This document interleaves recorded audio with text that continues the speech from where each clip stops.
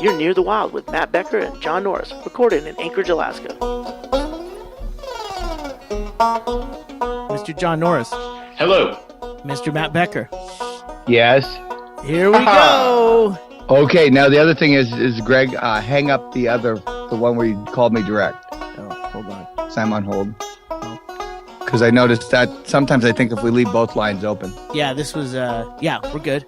Okay. Excellent. Yeah, because I kept seeing that because we'd talk on that and then the other one come up and I would notice, I go, because you'd hang up and I'd still hear it. I go, well, what's going on? We'd have the second line running too. Oh, I'm just so excited that things are rolling that I forget to look at the navigation on the left-hand side there of Skype. In case anyone wants to know, we do this miracle of podcasting from, when we do the Devil Scaling, when Becker's down in Costa Rica and I'm somewhere in the lower 48 and John is up in Alaska. That is all through Skype and a digital recorder. That's it. That's it. That's how we do it. Yeah, for spoiled rich kids, you don't understand that we actually, this is, I mean, when I was a kid, you used strings and you had to be in a jungle. Or, you just yell at someone. Remember? Yeah. Or tell them this. I just tried to push the miracle even further by just trying to use my phone. But Skype wasn't cooperating with my phone at all. We could try that, John. I think we should probably do that offline and test. No, I think we need to jump right in. Oh yeah, let me just hang everyone up. Dive in. Becker, go get a phone. I have one. Wait. I mean, it's a landline. Is there a payphone nearby? Yeah. Do you get Skype on your landline, Becker? Yes, I do actually. Oh shit! It won't take the one. It just takes the area code. All right. Well, hey, gentlemen, how's it going? Hey, what's up, guys? John, you're back. You're back from Vegas. Went to Vegas. Basically, just in Alaska again. It's springtime, which is nice. It's full on springtime. I don't know. I got nothing. I got nothing, guys. Greg, did you ever get the Brett Erickson one? The Brett Erickson? No, you guys did a podcast with Brett Erickson. Yes, we did. When comedian Brett Erickson was up in Alaska, he just did a week of comedy up there, and I'm dying to hear it because there were some. I haven't even talked to Brett about his week at comedy up there because I heard there was an issue with someone running up on the stage and it being kind of a heated moment. Yeah, we covered it. It was all good, but I put it in the Dropbox. That's why I sent anything on Facebook. I know. I just so you know, I converted it to MP3 and everything. It exists. Becker, you converted something to MP3? That's what I'm telling you. Is I did all this legwork while you were busy, as Doug says, selling spiders to kids. Yeah, selling a lot of fucking spiders to kids. Cool. Yeah. Okay, I'm looking in here. Becker, when did? Well, if I find it, we can put it out. It won't matter for the order. But it's not a canon episode. This is just a one-off. Yes. It's good anytime. Good. Evergreen, I believe they call it. Yep. Well, great. I'll make a note of it. That's perfect. So, any highlights from Vegas? I got real drunk. I don't know. That's it. I'm not good at gambling. I got real drunk. Saw a couple of shows. Ate at an amazing restaurant. What was the restaurant? It's called Rose Rabbit Lie. I don't know. It's a weird name. That is really weird. That's got to be good. It's like Smucker's. It's crazy good. I had bone marrow. Oh, that's delicious. Was it was it beef or was it pork? Beef, I believe. Yes. So it's a second harvest. Yes. Wait, did you mean to have bone marrow or did they just run out of everything in the kitchen? No, I totally meant to have the bone marrow. He'll eat it. He'll eat anything. Yeah. Bones? Oh, it's great. What else? I definitely took Becker's advice and filled up the bathroom sink with ice and throw a bunch of beers in there. Nice. Damn. Yeah. That worked out pretty well. And you can keep your organs that you harvest from the Japanese people next door. Absolutely. I lost too much money, but I had a good time. It was warm. I don't know. That's what was the highlight. What was some of the gaming that you attempted or that you helped fund? The hotel with? God, Greg, I'm such a pussy when it comes to gambling. Yeah. I don't have the balls to like walk up to a table and be like $50, go. And so I just nickel and dime myself for like 3 days, and I eventually lose as much money as I would have lost if I would have nutted up and gone to a table. But instead, I just fucking, lose a little bit here and there. Well, we have a veteran of the tables and a pretty good bullshitter, Mr. Matt Becker. You're on the line there, Mr. Matt Becker, or not? And yes, John, you being right from Vegas and pretty much a neophyte as far as gambling at the tables with the big boys. Mm-hmm. Maybe Becker can help us kind of deconstruct your fear at the table. I think it's a confidence issue, Becker. No, it is. And what it is, John, is this: is you like going, I'm going to Vegas and I'm a novice, and so you go into that. That's what built Vegas. Sure. Every story you hear in Vegas about Bob Stubeck put $10 million down on a coin flip. And you got to have that thing, almost like the Navajos did with walking steel walkers, where they could walk on high platforms. They had no fear of heights, so they could do all the steel work in New York. And then by the time they got to the bottom, they found out why it was called a Manhattan, and they could never go up again. Workman's comp kicked in. But the point is, what you did was you did what every novice does, is he goes, I don't want to lose. You can't. What you should have done is take your girlfriend's money, you take your money, you walk right down to roulette at 8 a.m. when guys are still stirring coffee cups, and you go, red, all of it on red. One spin. You're either a winner or a loser as soon as you arrive in Las Vegas. Yeah. The classic joke on Las Vegas, remember, I showed up in a $60,000 car. I left in a $700,000 bus. I like that. That would be more enjoyable, I feel like, because I spent the whole time just like wondering, like, how am I going to win that $20 back? And I like the idea of just making one big bet and then spending 3 days by the pool. I can't believe I fucking lost all that money. No, and that's it. And it really is, John. That is, because then it becomes torment. Like you go to one of the big Circus Olay shows. The whole time you're watching, going, I wonder what those costumes cost. Probably what I lost at roulette. Correct me if I'm wrong. But a lot of this is the way you approach it in your mind, and it's always felt to me, because I've suffered that same thing where I'm like always worried about the $20 that I threw down. You shouldn't worry about the $20 you might lose. You should really concentrate more on the $700 you're going to win. And that's the way I've always approached it, is you pay out the 20, but if you lose the 20, walk away. It's just not working for you right then. Greg, go back and hit another 20. Mm-hmm. Greg has good gambler sense, because we've played poker and stuff together. And when he hits, he goes, okay, I get it. It runs out at some point. Oh, it will run out. And if you wait long enough, you'll watch it ebb and flow. But I'm the worst at gambling. I just get so bored after a while. I just fucking start running, pushing chips in, chasing cards, or just blindly fucking doing it. And sometimes I win, but all that does is piss everyone off. Mm-hmm. I mean, remember, I told you to go down there with the idea. If you do win at roulette, remember, the only thing you have to remember at roulette is you really can't be good at roulette.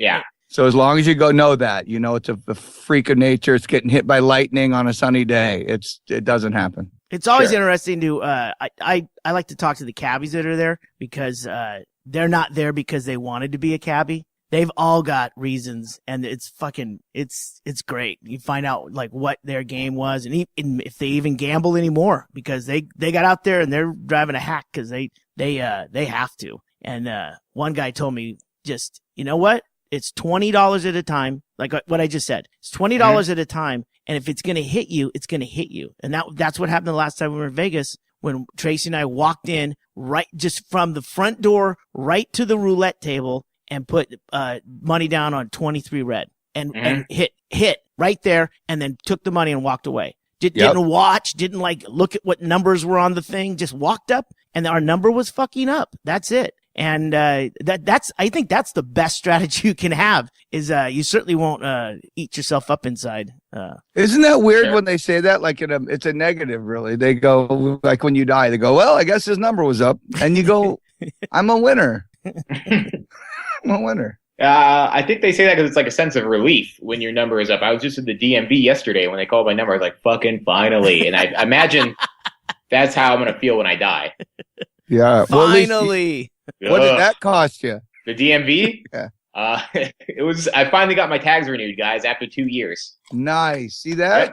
So you know what? I was riding dirty for a good 2 years, and now $180 to get your tags renewed. This is what I'm going to tell you. We got rid of our IM test after 3 years, and we voted out 3 years ago. They took forever to get rid of it. They finally did. And everyone was like, oh, good, now it'll be cheaper. They kept it exactly the same. You just don't get IM'd anymore. Yeah. So now $180 so the man can track me. That just feels wrong. Wow, talk about a waste of money. You could put that on a couple of spins over at the roulette table. I know that Wheel of Fortune slot machine is calling for that $180. But you got to remember, you saved up 2 years of dirty plates for this. This is true, and now I'm good until 2017. So, if I had been a sucker and renewed right away, I'd be in line again getting renewed. So I made it a full cycle. No, I do the same thing with fishing. I just fish without a license. As long as you use somebody else's boat, it's fine. So Becker, you're back at work now. You were gone for a couple of months down in Costa Rica, your annual pilgrimage. You're back at Chilkoot Charlie's, the world famous Chilkoot Charlie's, manning the Birdhouse Bar. That is correct, sir. How's that? It has been a blast. Everyone's spring fever. It's weird though. Here's the thing: is we were having a weird winter. I mean, I came back to 47 degrees from 87, so it was kind of a culture shock. And we don't really have snow. I think Alyeska's closing this week. What? Yeah. That's Alyeska is the local, like the number one ski resort. Oh, I'm sorry, not Alyeska, Hillside. Hillside. That's the local one. Hilltop. Hillside. Yeah, Hilltop. Yeah, Hilltop. But anyway, yeah, it's just, and the lady on the news was cute because we did actually have a cold snap where they made snow. And she said it's not that we don't have okay skiing conditions. People just stopped going because they said, well, there's no reason to go. It's not winter. Yeah. And they mentally quit. And she goes, we're good, but we can only keep our staff on here, standing here for so long. So we're closing. Oh my God. Actually, she used a reference. It's like a public pool. And I go, well, you're not helping with the idea that it's global warming. If you're calling your ski resort a public pool. Your metaphor is a pool. Yeah. I would put in a water slide. Why wouldn't anybody come up with a water slide in Alaska when you're going, our ski season sucks? I go, great water slide, though. Well, they have the slush cup. Have you guys ever been to the slush cup? I've never been to that, but it's usually because that was always a weekend event. Yeah. Yeah, I think it's always a Saturday, but it's a good time. It's a giant pool, and they have people just bomb down the hill on snowboards and skis and try to make it across. So it's like a lane in swimming length, right? It's like a long rectangle that they go down the hill in like the kind of corn snow warm conditions, and then they go across this pool of water, and they try and get all the way across, correct? Yeah, and there's usually some really spectacular crashes. Like people try to, they try to showboat a little bit, try to throw a backflip in there. And they wear costumes. Costumes. Oh, yeah. There's a huge crowd. The crowd usually gets drunk and has a big snowball fight. Sure. This year, maybe they'll throw rocks or something. I don't know. Yeah, that's what I'm thinking. Slush Cup could be going on right now, I think. Well, we're missing an opportunity near the wild snowball stand. Ooh. Oh, you know what it is? It's April 11th. This year, April 11th. It's gonna be like 80 degrees in Alaska. April 11th. that's what I'm thinking. I'm going. You might overshot this. Just a dirt path, no water. Maybe you could bring a hose out and they can just ski through the mud. They'll do that where they use potato flakes and cotton balls. Maybe they can they salvage any of the snow that they had to truck up to Fairbanks for the Iditarod? Maybe just keep recycling it. This snow is from 2013. This is good snow. It was a brutal Iditarod too. Some of the people, Lance Mackey, all these guys, they got beaten. Dee Johnrow got frostbite in both hands. They went from 40 degrees to 40 below, back to 40 below. It was very odd. I read that Lance McKay, I believe he's the one. Mackey. He had 2 dogs die. Yeah, and they did necropsies on him, and they said they can't figure out what did it, but one was his lead dog. The one he was going to breed and have make his lead dog, so it's gone. Then the other one was an up and comer. He's gone. He's devastated. He doesn't know what to do now. Well, in the midst of that, he actually found a musherless team out on the ice. A guy got rescued by search and rescue, and his team had got away from him, and Lance actually found and then wrangled and drove 21 dogs. He was out of the race at this point. 21 dogs to the next checkpoint to basically save, all those dogs. So he's down 2. He's up 9. He's up. Hey, finders keepers, right? He's up. That's a plus in the Mackey column. Yeah. Oh man.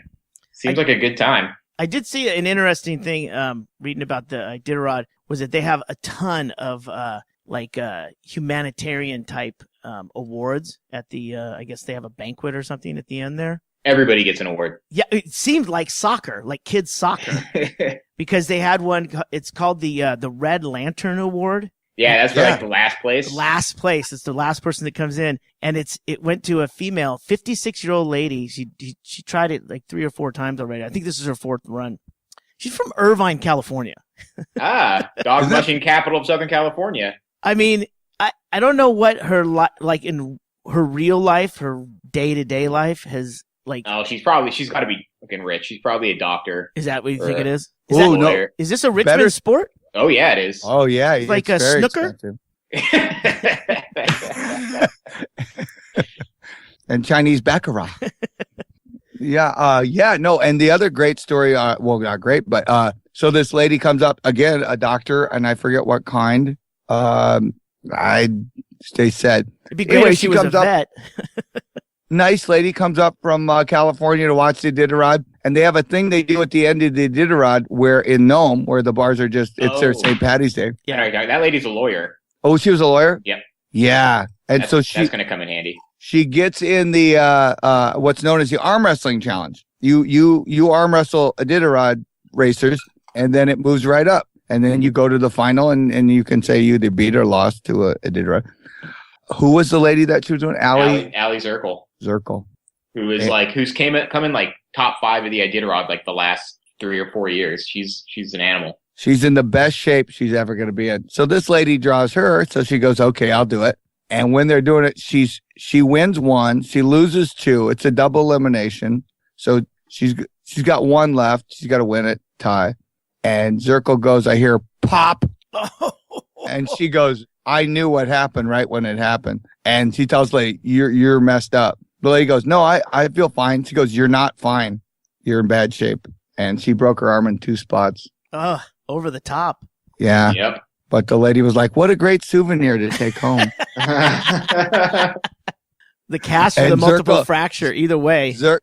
Allie Zirkle was horrified, and she said that she's never doing the arm wrestling thing ever again. It's like it's not enough that these guys are traipsing across the Arctic 1,000 miles with the dog sledding team when the bikers and the runners are getting there in 3 days. These guys are doing it for 10 days, 11 days. Well, then they got to find.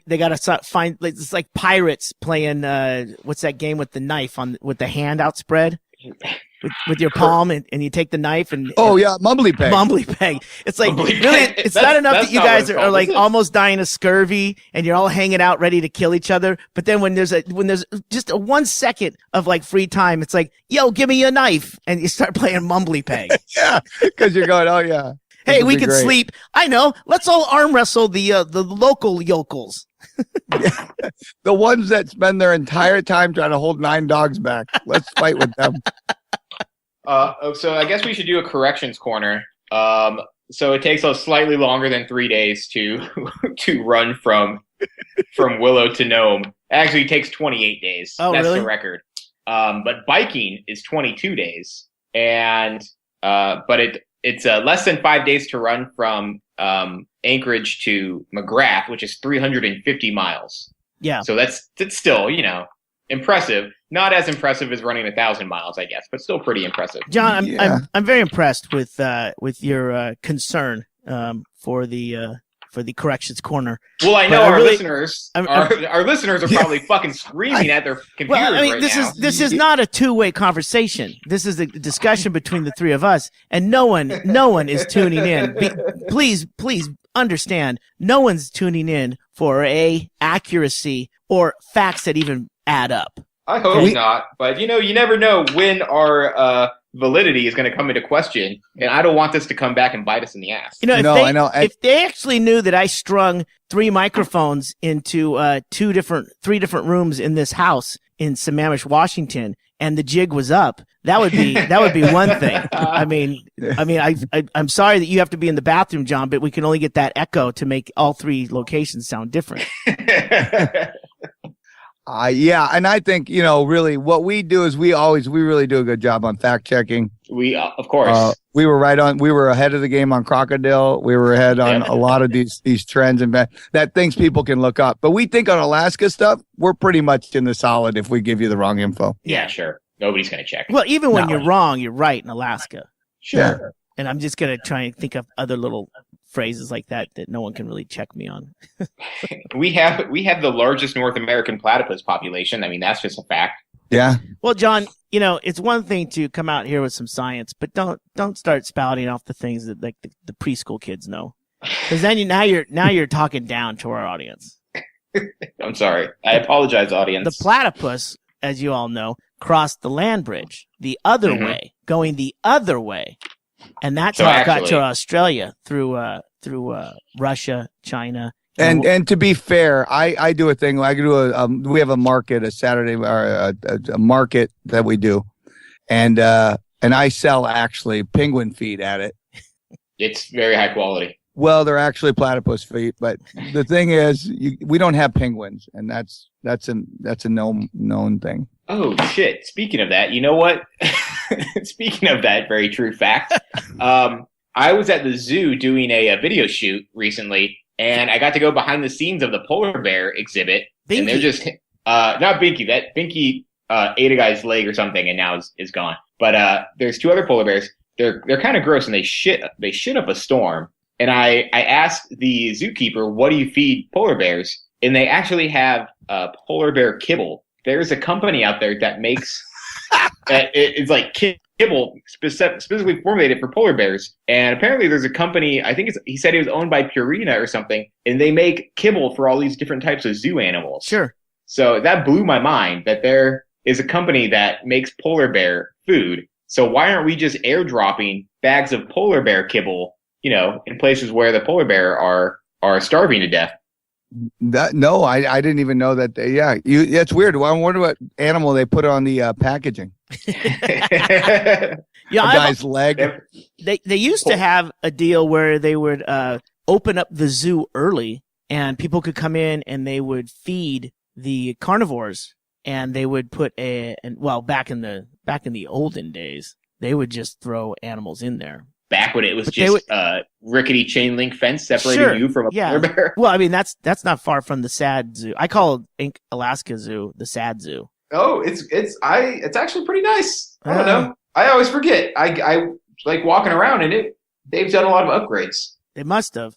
But I think you got to look. But just for the people that might not know, Binky was a polar bear that an Australian tourist, a female, she got a little close to the enclosure, which really just had large diameter vertical bars, and she got too close, and Binky grabbed her by the thigh and ended up with her shoe, without her foot in it, but her shoe, and there was international coverage of Binky goofing around with her Nike, and and she ended up being all right, but it was pretty crazy. There was another guest was smacking the snout of the polar bear, and it was all on video. Yeah. Maybe I'll put a link. I'm sure it's still up there. Yeah, now we have a big sign above it that says, "Just don't do it." But I think so. They used to have elephants and stuff too for some fucking god awful reason. We have a zoo in Alaska. Let's get an elephant. I think. Do you know the story of the elephant that was at the zoo? Well, there's been multiple. There's one who lived there, I think, named Maggie, or there was one that was there that actually died there. Yeah. And then they had another one that was younger, and I think they got a lot of angry phone calls, and they eventually sent that one to an elephant reserve in California. Yeah. And so now I think they are trying to be a little more conscious of the animals they have, and so they're trying to have Arctic animals. You mean not have an Indian elephant in Alaska? Correct. Well, here's the deal. First, you got to realize we live in a state where they have a better retirement plan for the elephant than we do the people. Sure. But number two is in Siberia, if you use the correct elephant, they use them for moving heavy equipment. Sure. We just had a warm weather elephant in a cold place. And thanks to they have tigers, which is probably the most exotic thing they have at the zoo now. But when you think of tigers, you think of tigers like in a jungle. But apparently, tigers live in the Arctic as well. Well, there were Siberian tigers. At least that's what they told me to make me feel better. Well, and I think I know how they got rid of that dead elephant. That's the circle of life. I like it. The expenditures on kibble that month went down, if you know what I mean. Yeah. I heard that the first elephant at the Alaska Zoo was actually a circus elephant that the circus folded while it was in Alaska, and then that's how they created the zoo. That is correct, and that's also where Chilkoot Charlie's got their big tent, and that's where we got the two-headed pig from. It is. It was a fire sale. Pig at the bar, yeah. I mean, no, I used to love the two-headed pig. It's behind the bar on South Long, and people come in and I go, yeah, and they go, is that a two-headed pig? I go, yeah, it was stillborn. Had two heads and it was stillborn. I said, but say what you want. On any given Saturday night, some guy will go, hey, can I buy those two girls a drink? So I found, I did some Wikipedia-ing. And so the first elephant was Annabelle. Oh, that's right. That's the one that painted, right? Painted. Born in 1964, lived till 1997. That was my goal. In 1966, in a chiffon tissue contest sponsored by Crown Zellerbach, Annabelle was offered as an alternative prize between $3,000 or a baby elephant. The prize winner, Anchorage grocer Jack Snyder, chose the elephant, of course. Oh, that's awesome. Annabelle was initially kept at the Diamond H Horse Ranch, located in the hillside area of Anchorage. Which is where the zoo is, right? That's hillside. Right, that's what I was going to say. I found that because I turned around to go back to the zoo from there. And she was one of the first animals when the zoo was founded as the Alaska Children's Zoo in 1969, along with several orphan and injured animals that need homes. Wow. An actual fact on the show. She died of complications of a foot infection. Just like Bob Marley. Yep. She was playing soccer barefoot. You know, if weed had been legal, that wouldn't have happened. I guess, well, Maggie has an okay story. Not as great as Annabelle, who was a contest elephant. Maggie, the second elephant, was from Africa, and her herd had been culled to destroy or to reduce the numbers of the elephants, because I didn't know that was a problem. I thought they needed more. Well, so, actually, culling happens all over. It happens up in Anchorage, or not in Anchorage, but Alaska. I guess the locals have been doing their own culling lately in Anchorage. They have indeed. When I first came up here, though, I would hang out at Bosco's, which I still do in their new location. It's great. And they had Alaska Zoo baseball cards for all the animals, and I got a bunch of them. And I'm so glad I hung on to those instead of Mark McGuire. Collector's editions. Yeah. I have Annabelle's rookie card, dude. Oh, nice. No limp. I have to give you guys an update on my foray into craft beer. Oh yeah. So I got the beer, and I'm going to give a little tip to any home brewers or brew enthusiasts who really haven't plunked down the $50 it takes to get all the stuff to put into a jug and make your own beer. I don't think this is headed in a good direction. You really got to read all the directions. Like, they give you a pamphlet and it's color coded and it's real simple. It really is. And if it takes you 10 minutes to go over the entire thing twice, I couldn't be bothered with 2 minutes to even get through the first half of it. Which was, I just went through the thing that said, like, how you get it going. You pour the junk in the thing, you boil it, get it going. I know it's very technical. See if you can follow me. Sure. So you boil this stuff and you get it going, and then you pour it in the big jug. You put the lid on the jug, and then you put the jug inside somewhere cool, or like room temp, between 60 and 70 degrees, which is perfect. I got a place for that. I set it in there, and I didn't realize that 7 days in, actually 8 days in, I was leaving for St. Louis to go to that convention, which I'm still away from home on. And so it would have been over. Probably moldy. So you would be kicking back and drinking one of your home brewed beers right now, or not. But it would have had to have been bottled a couple of days ago. It was like the ultimate amount of time for it to go was a couple of days ago, and today. So you literally missed it by a couple of days? No, I missed it by over a week. Because I was leaving on the 8th day but it needed to be in there 14 days at least. And then you could go a couple more days past that, which is the last couple of days. So if you'd have done it the day you left, you'd have been okay. Perfect. So instead of researching what to do in case of this situation, or just pouring it out and starting over and then having a new batch to go home to and then to bottle it then, I just stuck the whole thing in the fridge to basically arrest the yeast. Sure. Which might work, but so there was no end of tin can rehab with a rehab Stanhope rehab beer. There was no victory whatsoever. I basically just sulked away thinking that there's half that beer is gone. So how'd you know it was bad? I didn't know it was bad. I just knew it wasn't ready to go to the next step. So you haven't abandoned it yet. No. I'm going to test it on some locals when I get back. Pull it out of the deep freeze and maybe look into a little online help. But I got one more chance. I got a Bavarian IPA, I think. A Bavarian IPA? A Bavarian, I think it's does that not make sense? That's not even a thing. Like I said, I don't read too much about this stuff. It depends. It's not a Bavarian unless you leave it in there for 26 days and then. Well, I figured the Mexican beer was my first shot, and then if that doesn't work out, then I'll just start over with another one. And I actually have a beer making kit sitting in my pantry right now. Maybe I'll make a beer with you, and we'll trade notes on an upcoming episode. That'd be great. You know what? I'm getting a beer making kit too. We're doing it. Hold on, let's do this, okay? I got the Mr. Beer from Amazon.com. Mm-hmm. It's $57. It's actually cheaper to get into podcasting than it is to get into beer making. Yep. But with Amazon Prime, John. I have a beer making kit from Brooklyn Brewery, and they sell little 1 gallon kits. Oh, good. Yeah, and I was going to suggest that. Don't get the 5 gallon Becker. That's too much. Get the 1 gallon or the 2 gallon because, like I just the example I just gave was me throwing away 1.5 to 2 gallons of beer instead of 5 gallons of beer. So it's easier to work on these little small batches and then graduate to something bigger. Sure. So I did read that far. Okay.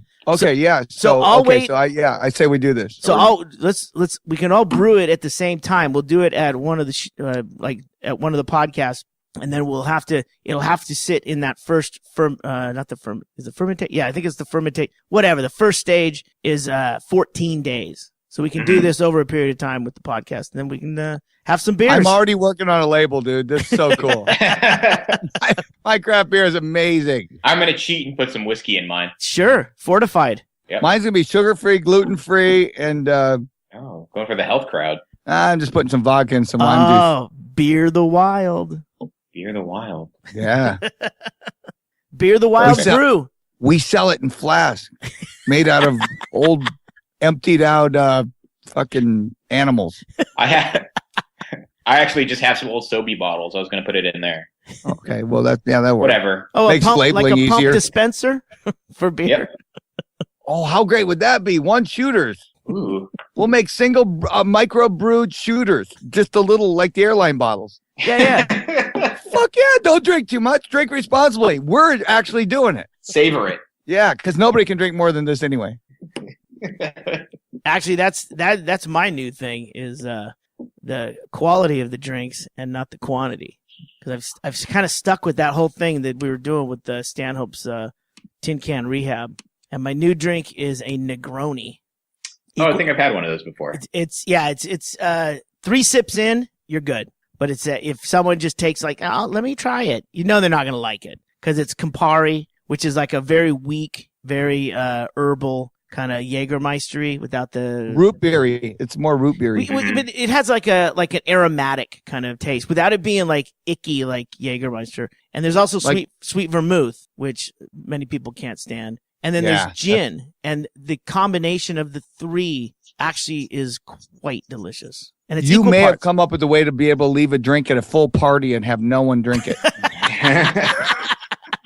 It will just be sitting there. I loved it when I heard about the one with the girl who said in the Charlie Chaplin. Yeah, the Charlie Chaplin. Because I knew right when they said it, I go, well, that's got to be slow gin thing. And it was like just gin. I go, no, slow gin and gin opposites. Well, it's slow, but that's the thing is I was told it was gin, apricot brandy, and something else. Maybe it was vermouth or I don't know. But slow gin has almost a grenadine taste. Yes, it's a key ingredient. Yeah. I mean, you completely change the whole dynamic. It's like, can I get a Shirley Temple with vinegar and a Fireball? Yeah. So when I went to the bar that night when Doug was doing the Charlie Chaplin's, I had to substitute a cherry brandy for the apricot brandy. And I kind of blamed it on that. But basically at that point, it's a cherry martini with gin. But at that point, I'm like, man, it's got to be this cherry thing. Then I found out later when I was walking back to the hotel, I'm like, I'm going to look this up. I don't know if that was right. And sure enough, it's slow gin. Yes, and it's supposed to be a 14-year-old slow gin. Chaplin would love that. I just had a Paloma for the first time, which it's pretty great. You guys had a Paloma before? No, what's that? That means dove in Spanish. It's tequila, like grapefruit. I think grapefruit juice or grapefruit soda. It's basically a margarita, but like a little less sour. Grapefruit juice, then. Yeah, I would imagine the soda is going to give the effervescent the bubbles, so you wouldn't want that. Grapefruit's the hidden mixer that you go, that's an amazing drink, because I make some with them, but I'll tell you can't drink them all night. They just it's Drano for your colon. Well, that's the thing. My point being is that drinking 2 Negronis and not being able to drink them fast because they're Negronis. I told you what's in them. It slows you down and it gets you fucked up. Okay, so the Paloma is 3 parts grapefruit soda, 1 part tequila. Yeah, okay. So that's all right. It's kind of like a Moscow Mule with tequila. You just kind of changing. You're just adding tequila in there and giving kind of a little harsher alcohol. Or it's what's dog in Spanish? Perro. Yeah, it's a salty perro. Perro de sol. Yeah. Thank you for converting that. Well, I did have just to wrap up on drinks here, unless you guys got some more. I did have a Moscow Mule, which is basically like an ounce of lime juice, vodka, and ginger beer. Mm-hmm. Did you have it in the brass cup? You have to have it in the brass cup. It's copper. Cup. And nowadays I hang out with a classier crowd. Nowadays they make a metal cup of some sort and they coat it with copper because everyone steals them. Thanks hipsters for ruining another good thing. I've been to bars where you have to like leave your ID. Yeah, we do. We actually put a deposit on it, Coots, because the cups are so expensive, but they're real. But what I would do is just do it like a gas station restroom. I'd just put it on a long chain with a brick, and you just drink at the bar with it, and then we just pull the chain back when you're done. Put a big chain on like a tire rim. They have to carry around like a tire rim, and they got their little Moscow Mule. Well, the one I tried recently, now that we brought up the tequila aspect, was I don't remember the name of it, but it was tequila and ginger beer and lime, and it was delicious. I'm into Becker, that. that's one. Do you guys? That sounds really good. You have ginger beer, right? Because you're doing Moscow Mules. Yes, we do. Yeah, so call it a tech mule, but it's tequila instead of vodka, and everything else is the same. It's fucking. That's in Mexico City. We'll call it the Ricky Martin. It's really good though. It's fucking really good. Yeah. Yeah. That's a good. You know what that is? That's a good airport bar drink. Because you might not have a lot of time, but by the time you're standing in line to get on that plane, you're fucking hammered. Yeah. And what, $2 more for a double? Yeah, and remember, if you're flying a discount German airline, you got 8 minutes to finish everything. Hey, I forgot to tell you guys. We were flying out to St. Louis. John, what airline did you take down to Vegas? Alaska. Okay, well, yeah. I took Southwest from Tucson to St. Louis, and we had a stopover in where was our stopover? Oh no, we had a stopover that was going to be in Chicago at Midway, right? And we're getting ready to get on this plane in Tucson, and Tracy doesn't fly well, so she's boozing it up, and they're announcing that Southwest does this weird thing where you line up in like rows, like they call A group first, and 30 people on one side of the sign, line up, and then like 1 through 30, and then 31 through 60, right? Seats. Mm-hmm. So they do that with Group A, Group B, and Group C. I look down. I'm Group B. Tracy's Group C. So we're not going to be sitting next to each other. And they came on the intercom and said, "Ladies and gentlemen, this is a super oversold flight. If anyone would like to," and at that point I turn around, I see Tracy still not even lined up yet because I'm lined up, waving her ticket at me. And we go over there just because we could drink some more, and they're going to fly us straight to St. Louis. So I was like, that's fucking great. I'm not used to the Southwest thing, right? And I'm cursing it at first, and I'm thinking, well, now someone else is gonna have to deal with Tracy on takeoff. But that's the cross to bear. So we go over there, and they set us up. They go, yeah, you get 2 extra hours. We'll work on these tickets, and it's not as it's not super oversold, but it is a full flight. So at least we'll be next to each other, getting our seats, right? And there's open seating on this whole thing. That's just a place in line. You go on the plane, and if you're in Group C, that basically means center seat. That's the way that's going to shake out. And then she comes over and goes, "Here's your tickets and here's your vouchers." And I look down, $671 each for missing a super oversold flight. For that you can use for future flights. Future flights. He did better than you did in Las Vegas. I know he did better than me in Tucson. Just stay in the airport next time, John. So I think Becker. We've heard about Becker's history of flying recently. How are they allowed to oversell flights? I don't understand how. No, you're right. And what's happening is they let them merge, and they're now starting to go, is this an oligopoly? Are there too many mergers? Yeah, you now have 3 airlines, and they're fucking everyone. Yeah, except me. I didn't get fucked except on this Greg one. Shaley. No, but exactly. Meanwhile, they're bumping me out of a first-class seat, and they're giving Greg here a fucking free hat and a high hand. I did it just to get to the bar for another tech meal. Would you like to fly for some of the flight? You can go in the cockpit. I immediately, we went back, had a couple more cocktails, went back to the waiting area, and I immediately got online and was like looking up all the places that Southwest goes because, like I said, it's an airline I'm not used to flying, being up in Alaska lately. I mean, for the last 5 years, I really haven't flown Southwest at all. And they have Aruba. They have a couple places in Jamaica. They have Cancun. They have Puerto Vallarta. They have Cabo San Lucas, and all of those are well under $671 round but trip. What you're not good, Greg.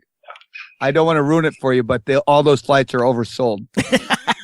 Super oversold. Super oversold. So that worked out for me. That's great. Yeah, we were gonna Southwest is like known for being the aren't they like a pretty cheap airline to begin with? Yes. So 600, man, you're set. They just acquired another airline. Speaking of the monopoly type business that the airlines are. No, everyone keeps saying we have into. too much government. We have no government regulation at all now. The airlines, the oversold thing is them crying no profits. Them saying that we need to oversell because people cancel and all this stuff, and then they get into a situation where they get you over a barrel, and sometimes everyone has to fucking get on that plane. Yeah, but maybe the no profit is when they give some guy who wanders up with an orange-haired girl, and they give him $700 a piece. Oh, it's me and not the CEO that takes 6.7 He doesn't million. even fly Southwest. Greg, you're the problem with the airline Apparently. industry. I'm sorry, everyone. I ruined flying. They call it the Shaley factor every time they do. We got to add in the Shaley factor. Ladies and gentlemen, we can start boarding pretty soon here. We want to explain to you that we are under a Shaley factor. We do have crosswind, so we might get in on time. You're all going to be sitting in middle seats, and we're charging you an extra $150. And for all of you who are smart enough to bring your own homemade craft beers, I think now is the time to open them. Oh, no, but they are talking about doing the Russia to Alaska, the Bering Straits. They're Russia's now transportation. Talk about building a tunnel from Russia to Alaska. A tunnel. Yeah. For all their water tunnel. For their tanks and stuff so they can come take us over? Don't say it like that. Just say that. It sounds like a lot of work. Isn't Alaska part of the Ring of Fire? I mean, I'm no scientist, but I believe the tectonic plate action, Alaska is part of that. Yes, it is. And you know what? They finally came out and they verified volcanoes directly trigger earthquakes. I don't even know where a tunnel would go. Would it like go from Russia to like Nome, or?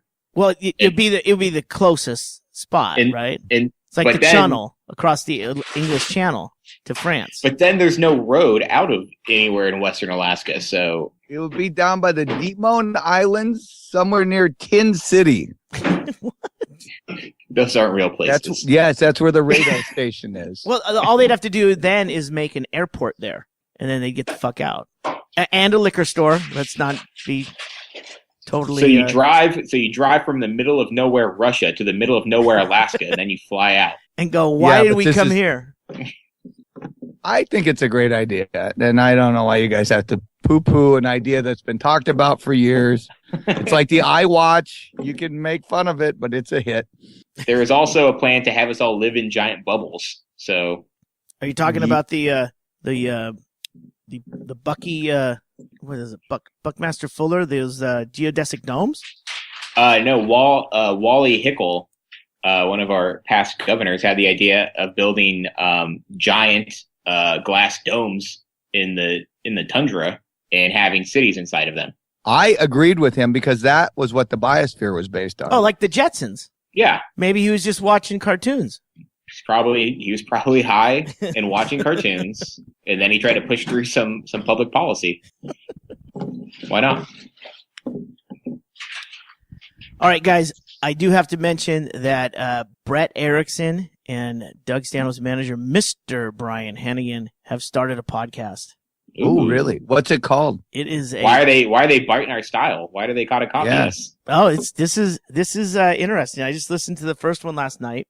They live in the same apartment complex down in LA, and once a week they're going to sit down and discuss football, soccer. So another tree fell in the woods. Brett Are Erickson, they going to use Scotch tape? Brett Erickson has he's actually passed the test to referee, officiate. We talked about that on the podcast. Great. So this will be a good tie-in. So I listened to it last night, and it is fucking riveting. The passion and the sports knowledge is it is overwhelming between those two. But when you get Hennigan and a couple of cocktails, it's brilliant. Because then it's overflowing. Then there's no holds barred. It's fucking funny. It's called Soccer Marmalade, and I love it. I'm putting out the first one. I edited it last night. There was no edits. These guys just fucking went straight through, and I'm like listening to it, going like, well, we could put some music up front here, do a voiceover, and I sent it back to Hennigan, and he listened to it this morning. He goes, "Put it out. Don't do nothing." Just put it out. And I'm all right on. Let's go. Rock and roll. It's gonna go out. It'll probably go out tomorrow morning when this goes out. Sweet. Cool. Soccer Marmalade. I love it. Yeah. So that's our friends comedian Brett Erickson and Mr. Brian Hennigan. I've already subscribed to that podcast. I'm excited. I'm in just because I like those guys anyway. So maybe I'll learn about soccer. You know what? At the very least, it's interesting listening to these two talk. And when they start throwing in like really deep fucking like esoteric knowledge of the game, it's like I have no interest in knowing this, but at the same time, it sounds interesting because they seem so Greg, passionate. You remember when Glenn Wool was up here for the... that's exactly my point, Becker. And we literally, with Glenn thrown in the mix, we were riveted on soccer. We're running around with the Scottish flag draped around us. It was World Cup season, and we were up all night. And he woke up at 8 a.m. to watch the game. I don't remember who we were watching. We were all loving it. And then World Cup was over. I forgot about it for 4 years. But it was interesting. It's always interesting when someone is passionate about something and you can hear them and maybe glean a little bit from it. I, have the barest amount of interest about sports in my own country, but I am happy to listen to people from other countries talk about other things, other sports related things. So I'm all about it. Well, I've always compared the World Cup to prom in America because everyone waits 4 years to get there, and then everybody says they went, and then it's over again, and you don't really care if you graduated. It wasn't really that fun, but everyone's going to talk about it for a little while afterwards. Someone's always crying. I got too drunk and had to leave early.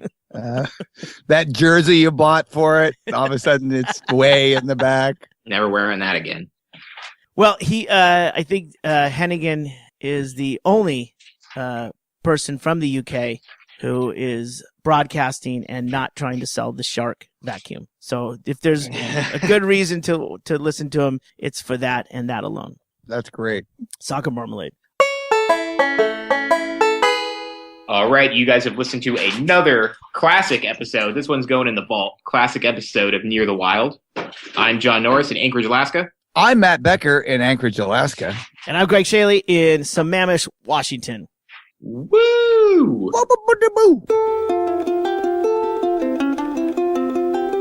You've been listening to the Near the Wild podcast with Matt Becker and John Norris, recorded in Anchorage, Alaska on Matt Becker's backyard bus. Engineered by me, Greg Shaley.